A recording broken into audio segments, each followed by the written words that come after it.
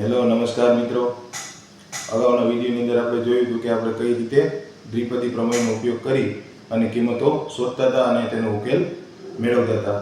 આ વિડીયોની અંદર પણ આપણે સેમ 8.1ના સ્વાધ્યાય 8.1ના ક્વેશ્ચન નંબર આપણે 10 અને 11 જોવાના છે કે જેની અંદર આપણે ક્વેશ્ચનો આપેલા છે અને તે ક્વેશ્ચનો આપણે દ્વિપદી પ્રમેયની ઉપર મદદથી ઉપયોગ કરી અને તેની કિંમતો શોધવાની છે અને તેને જોવાનું છે તે કે સાચી છે કે સાચી નથી.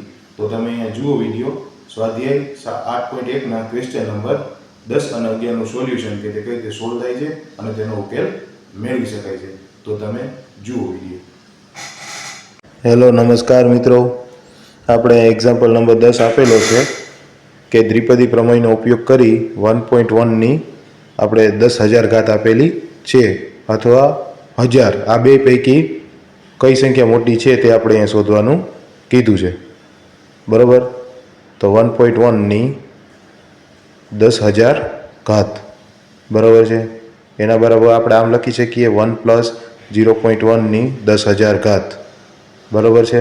હવે તમે આપણે એને દ્વિપદી પ્રમેયનો ઉપયોગ કરો તમે તો 10,000 C0 બરાબર છે. તો શું થશે એમનેમ, પછી 10,000 C1 તો 1માં શું આવશે 1.1ની 1 ઘાત અને પ્લસ અન્ય ધન પદો બરાબર છે. હવે તમે આનું આપો સોલ્યુશન તો શું મળશે, તો 1 પ્લસ અહીંયા શું આવશે 10,000 × 1 + 1 પ્લસ અન્ય ધન પદો બરાબર છે. તો તમને જોતાં ખબર પડી જવી જોઈએ કે 1000 મોટા થાય કે આનો બધાનો સરવાળો મોટો થાય. તો આપણને ખબર પડે કે આનો સરવાળો છે એ 1000 કરતાં મોટો થાય. તો માટે 1.1ની 10,000 ઘાત મોટી છે 1000 કરતાં બરાબર છે. એવી જ રીતે અહીંયા એક્ઝામ્પલ નંબર 11 આપેલો છે a + bની 4 ઘાત - a - bની 4 ઘાત બરાબર છે. આપણે શોધવાનું છે √3 + √2ની 4 ઘાત માઇનસ √3 - √2ની 4 ઘાતનું મૂલ્ય શોધો. આપણે આગળનું સમીકરણનો ઉપયોગ કરી અને આ પાછળના સમીકરણની કિંમત શોધવાની કીધી છે. તો દ્વિપદી પ્રમેયનો ઉપયોગ કરી અને આપણે પહેલાં જે સમીકરણો આપેલા છે તે સમીકરણોની સદી છૂટી પાડી અને તેની કિંમત શોધી અને પછી તેને અપ્લાય કરશું. તો a + bની 4 ઘાત તો શું થશે 4C0 aની 4 ઘાત પ્લસ 4C1 aની 3 ઘાત bની 1 ઘાત પ્લસ 4C2 aની 2 ઘાત અને bની 2 ઘાત. અહીંયા આવશે 4C3 એટલે શું થશે aની 1 ઘાત bની 3 ઘાત 4C4 મતલબ bની 4 ઘાત. એવી જ રીતે સિમ્પલ a - b એની 4 ઘાત છે એનું આપણે સિમ્પલ દ્વિપદી પ્રમેયનો ઉપયોગ કરીએ તો 4C0 aની 4 ઘાત માઇનસ 4C1 aની 3 ઘાત bની 1 ઘાત પ્લસ 4C2 aની 2 ઘાત પ્લસ bની 2 ઘાત માઇનસ 4C3 તો શું થશે a × bની 3 ઘાત 4C4 bની 4 ઘાત.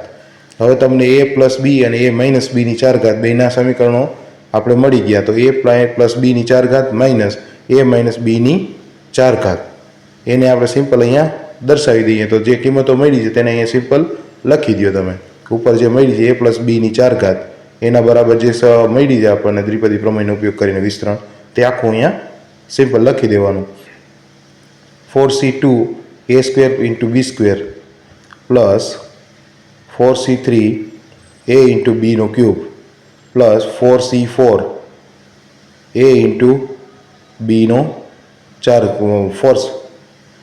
માઇનસ 4C0 aની 4 ઘાત માઇનસ 4C1 aની 3 ઘાત × b plus 4C2 a² × b² અહીંયા માઇનસ 4C3 a × b³ અને 4C4 bની 4 ઘાત બરાબર છે. હવે તમે સિમ્પલ અહીંયા જુઓ તો તમે બેને આપણે લઈ લઈએ common 4C1 a³ × b plus 4C3 a × b³ તો શું થશે અહીંયા 2 × 4C1 × a³ બરાબર છે.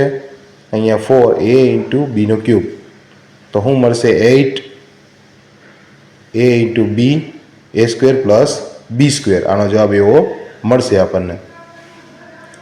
હવે તમે એ ઇઝ ઇક્વલ ટુ √3 અને બી ઇઝ ઇક્વલ ટુ √2 મૂકી દો, બરાબર છે. તો તમને એનો જવાબ મળશે કે કઈ રીતે એનો જવાબ આવે છે કે √3 પ્લસ √2 એની 4 ઘાત માઇનસ √3 માઇનસ √2 નો 4 ઘાત. તો 8ab એટલે 8ab એટલે √3 ઇન્ટુ √2 અને એ સ્ક્વેર અને બી સ્ક્વેર એટલે √3 નો સ્ક્વેર અને પ્લસ √2 નો સ્ક્વેર. બરાબર છે. હવે આની કિંમત શોધી લો તો તમને એનો જવાબ મળશે. તો √6 અહીંયા મળશે 3 પ્લસ 2 તો કેટલા થશે 40 √6.